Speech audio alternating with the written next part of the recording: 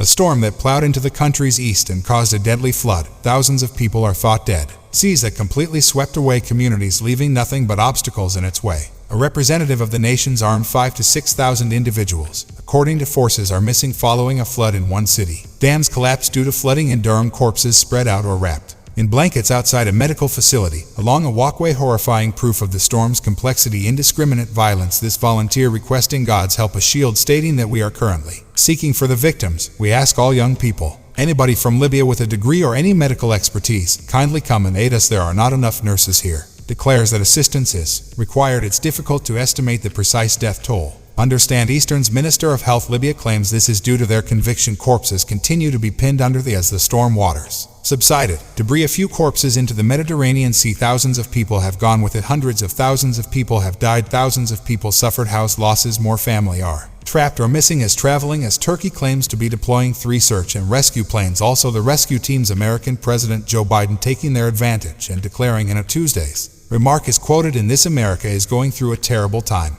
donating urgent money to aid organizations, as well as working with the UN and the Libyan government to extra assistance. But the residents in this area have already been many forced to endure days of agonizing waiting. Take control of the situation, excavating graves, boarding small boats in quest of their neighbors' dead corpses, and asking for one speck of hope amid the vast ocean of complete destruction. Ellison Barber now lives in and joins us. So Ellison, people could be considering Libya hasn't received much attention recently. July 2011, with the demise of Gaddafi, they've had a lot of civil disputes, instability and tension. How's it sounding?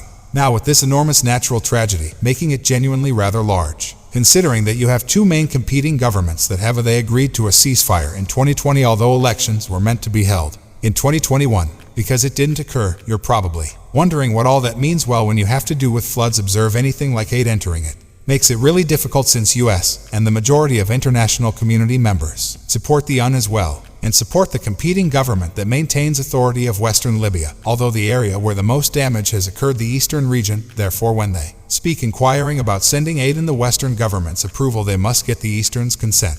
The government would then accept that aid, and in the past, we have seen these 2 competing Western and Eastern administrations. East will not be able to collaborate on anything. Perhaps 10 things. 1,000. Thank you for watching. Keep up with recent news. If you loved the video, please hit a like button and don't forget to subscribe the channel.